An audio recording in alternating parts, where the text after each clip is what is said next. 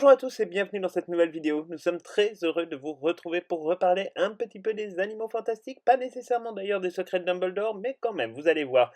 Évidemment, on ne vous a pas trop parlé des animaux fantastiques ces derniers temps, tout simplement parce qu'il y a eu évidemment cette grande arrivée qui était celle d'Hogwarts Legacy, qu'on attendait maintenant depuis quand même un sacré paquet de temps, hein. On l'attendait depuis septembre 2020 et comme vous avez pu le voir, on a dû beaucoup travailler ces derniers jours sur la question évidemment du gameplay et notamment sur l'analyse que nous vous avons livré, 2 heures d'analyse sur les 14 minutes de gameplay pour essayer de comprendre un petit peu toutes les mécaniques du jeu et savoir un petit peu comment tout cela allait s'orchestrer et vous savez évidemment qu'on a hâte. Mais là en l'occurrence ce qui nous amène aujourd'hui ça va être évidemment de parler de la saga des animaux fantastiques qui est quand même le deuxième grand thème d'actualité, même le premier grand thème d'actualité de ce mois de mars et de ce mois d'avril évidemment qui s'annonce et qui est juste à nos portes. Alors, cette vidéo, elle n'était pas prévue, mais comme vous le savez, on est vraiment dans une période où la communication autour des secrets de Dumbledore est absolument phénoménale.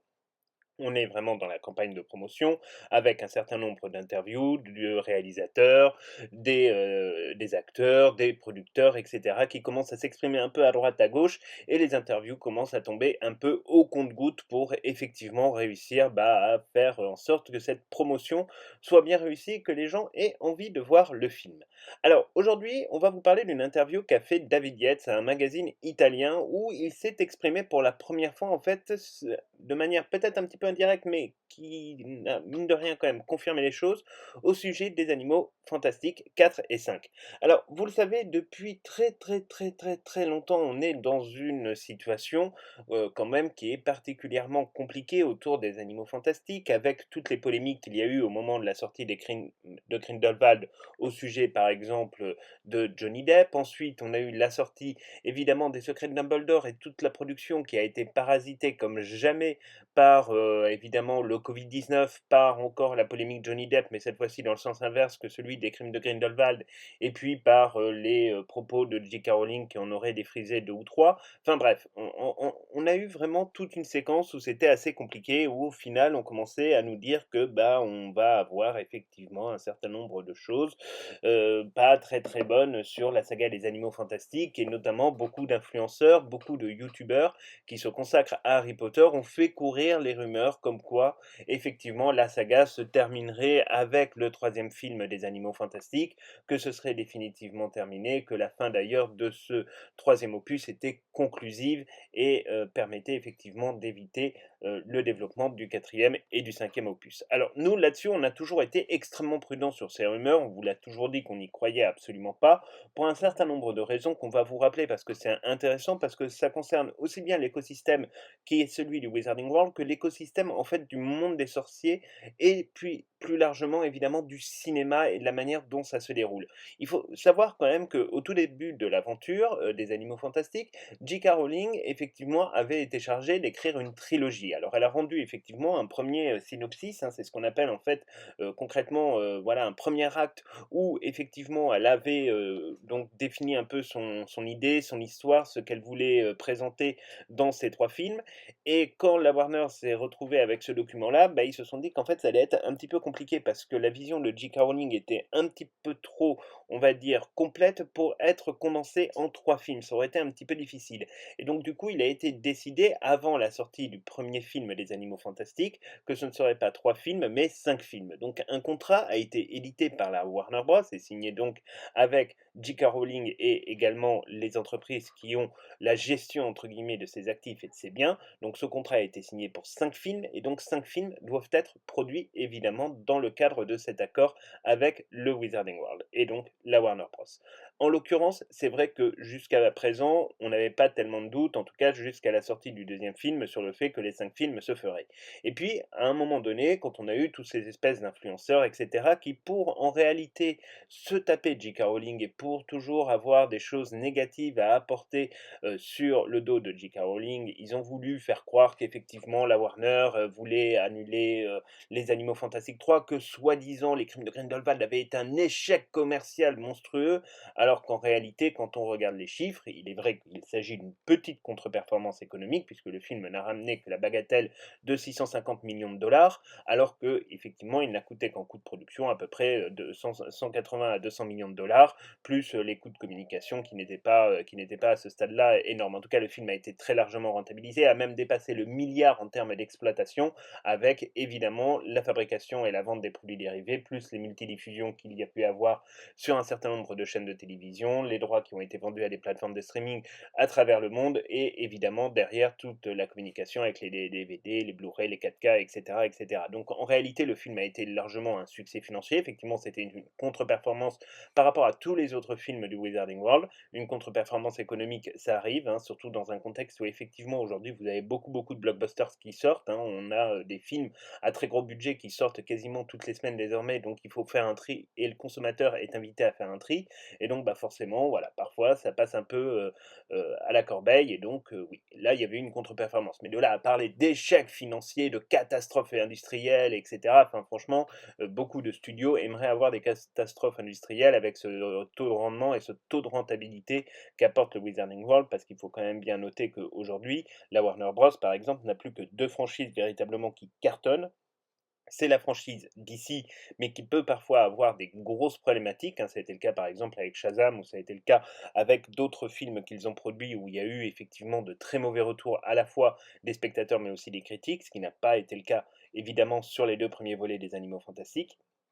Et donc la deuxième franchise qui fonctionne bien, c'est le Wizarding World, parce que sinon, ils sont bloqués. Même par exemple sur la question du Monsterverse, là, avec Godzilla, avec King Kong, on voit bien qu'aujourd'hui, ils sont obligés de vendre les droits, par exemple, à Apple, qui va produire une série télévisée pour sa plateforme de streaming Apple TV. Enfin, on voit bien que tout est compliqué, alors que le Wizarding World, aujourd'hui, ils savent que c'est la machine à cash, et qu'ils peuvent produire du contenu, et qu'ils ont d'ailleurs annoncé qu'ils continueraient à produire du contenu avec J.K. Rowling. On vous renvoie effectivement au communiqué commun qui a été signé entre la Warner Bros. Et Nightblair à ce sujet. On voit effectivement que d'autres projets sont en cours. Alors ça peut être série télévisée, ça peut être une autre franchise cinéma, ça peut être encore le développement des parcs d'attractions, enfin ça peut être tout un tas d'autres choses véritablement que la Warner veut mettre en place avec le Wizarding World. Donc déjà ce premier communiqué en soi qu'il y avait eu nous avait un peu rassuré sur la question des animaux fantastiques 4 et 5. Là, en l'occurrence, David Yates, dans ce magazine italien, est allé dire finalement que là on va assister à un duel entre Albus Dumbledore et Gellert Grindelwald, mais qui ne sera absolument pas le duel final, et que en fait ce duel allait finalement amener doucement vers le 2 novembre 1945, qui date même, ça c'est une date que J.K. Rowling avait révélée il y a déjà plusieurs années, mais ça prouve bien entre guillemets que le travail de conception sur la suite de la saga est déjà en cours. Il explique bien que effectivement il y aura évidemment d'autres étapes pour amener jusqu'à ce duel final de 1945, et que là-dessus le travail évidemment va être mis en œuvre. Alors ça c'est quelque chose qui pour nous est quand même franchement une bonne nouvelle, on va pas vous le cacher, même si on était de notre part vraiment pas très inquiets.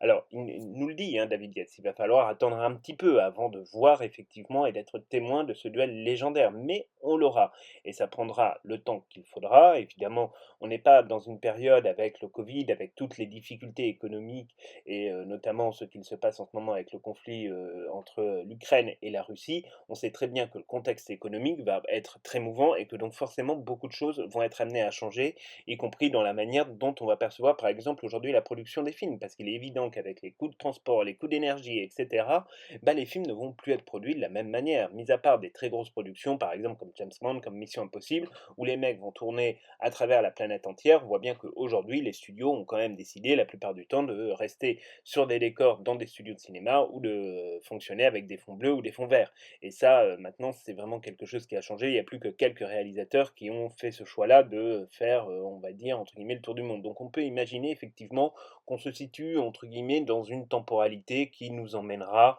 peut-être vers, on va dire, allez, 2025 pour le quatrième opus, et pourquoi pas 2026 ou 2027 pour le dernier opus. Il y a toujours eu quelques petites rumeurs qui nous indiquaient que grosso modo les deux derniers pourraient être tournés ensemble un petit peu à la manière de Harry Potter, c'est possible, mais à ce moment-là ça demande évidemment une très grosse production, hein, puisque vous le savez, il faut construire les décors, il faut construire etc. toute l'histoire, et puis il faut aussi que J.K. Rowling et Steve Kloves se tapent les deux scénarios à la fois, donc ça peut mettre évidemment un petit peu de temps à arriver. Surtout qu'en plus, il va falloir quand même aussi faire vieillir un petit peu les acteurs parce que du coup, vraisemblablement, on se situerait pour les secrets de Dumbledore entre 1931 et 1935, d'après les rumeurs, même si a priori on serait plutôt au début des années 30. Donc ça veut dire quand même qu'il va falloir avoir un petit cap, pour, nous emmener effectivement jusqu'en 1945. Donc il va vraiment bien falloir gérer la «chronologie» entre guillemets pour pas qu'on se retrouve avec des trucs un petit peu étranges. Mais, ce qui est certain, c'est que voilà, il n'y aura pas entre guillemets, voilà, de d'annulation de la saga des Animaux Fantastiques, après, donc ce troisième volet, et on ne doute pas d'ailleurs que le résultat sera évidemment très bon quand on verra les secrets de Dumbledore. À un moment donné, alors évidemment, il y a toutes les personnes qui effectivement disent: «Ah bah ouais, mais il faut boycotter parce que vous comprenez J.K. Rowling, machin, et cetera, blablabla, blablabla». Bon, tout ça, c'est bien gentil, mais à un moment donné, il faut juste arrêter le délire. Parce que en réalité, tous ceux qui sont là à crier au boycott en disant: «Ouais, ouais, je vais boycotter, je vais pas y aller, machin, et cetera», en réalité, sont les premiers à aller sur les sites de streaming, illégaux ou les sites de téléchargement, pour, regarder les secrets de Dumbledore, tranquillement chez eux avec une version HD cam complètement pourrie qui sortira 2 heures après, la première diffusion au cinéma, et qui, en fait, auront vu le film et le connaîtront aussi bien que ceux qui seront allés le voir au cinéma. Nous, on invite véritablement tous ceux qui nous écoutent à se rendre effectivement dans les salles de cinéma en masse pour soutenir déjà J.K. Rowling si vous le souhaitez, nous c'est notre part, c'est notre parti pris, aussi pour soutenir évidemment tous ceux qui ont travaillé sur ce film, que ce soit les acteurs ou que ce soit aussi toutes les personnes qui contribuent au succès d'un film. Et encore une fois, comme on vous le disait pour Hogwarts Legacy sur les rumeurs de boycott, voilà, un film, bah, c'est aussi des gens qui travaillent, directement, dans cette industrie avec, effectivement, bah, les décorateurs, les peintres, les électriciens, les chauffeurs qui véhiculent les acteurs et les producteurs, les cantiniers, les maquilleuses, les coiffeuses, les menuisiers, enfin, les accessoristes. On a tout un tas de gens et tout un écosystème en réalité qui travaille autour des films, donc c'est important évidemment de les soutenir. Et plus le film sera vu, moins, entre guillemets, le risque de voir annuler la franchise sera grand. Parce qu'à un moment donné, il est évident qu'aujourd'hui, et surtout en plus après 4 ans d'attente, les gens ont envie de découvrir quand même la réalité et la vérité au sujet des secrets de Dumbledore. En plus, tout a été fait évidemment pour nous mener à cet endroit. Et d'ailleurs, on pourrait presque se pencher sur l'espèce de petite contre-performance économique dont on vous parlait au sujet des crimes de Grindelwald. Cette contre-performance économique, elle était aussi liée, il ne faut pas se le cacher, même si le premier film avait très très bien fonctionné, à un univers que les fans ont jugé trop différent de celui de Harry Potter. C'est pour ça que dans les crimes de Grindelwald, ils ont mis un coup de barre entre guillemets à gauche, si on peut dire, en essayant de montrer qu'effectivement on était beaucoup plus raccordé à Harry Potter, et avec notamment la présence de Poudlard, la présence physique d'Albus Dumbledore au lieu de le citer, etc., etc. Enfin bref, ils ont mis le paquet, et donc on peut imaginer que ce bouche à oreille, et puis surtout les énigmes monumentales laissées par les crimes de Grindelwald depuis, entre guillemets, maintenant 4 ans, auront permis aux gens, bah, en fait, de se réapproprier cette saga, et donc bah, de se dire, on a envie évidemment de voir ce que ça donne au cinéma, et donc évidemment, le 13 avril, on vous invite tous à foncer le plus possible vers vos salles, parce que c'est effectivement ce qui sera, entre guillemets, le plus intéressant à découvrir pour tout le monde.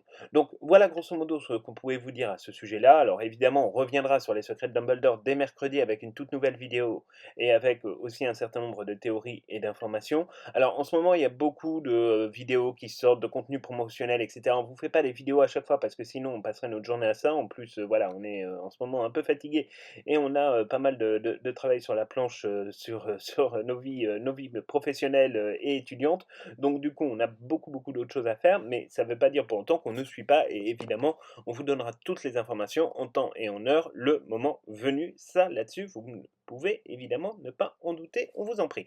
Donc voilà, c'est tout pour cette vidéo. Donc on se quitte sur une bonne nouvelle, c'est-à-dire la confirmation que effectivement les Animaux Fantastiques 4 et 5 se feront bien et que David Yates évidemment sera de retour à la réalisation.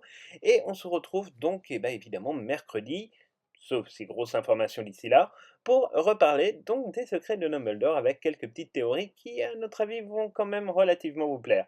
Voilà, donc c'est tout. Je vous souhaite à tous un très bon début de semaine. N'hésitez pas à vous abonner à cette chaîne si vous voulez être tenu au courant de toutes les informations au sujet des secrets de Dumbledore. Et puis pour tous ceux qui nous suivent depuis un petit moment et vous êtes de plus en plus nombreux, n'hésitez pas à nous laisser un like, ça nous encourage toujours à vous produire encore plus de contenu. À très bientôt.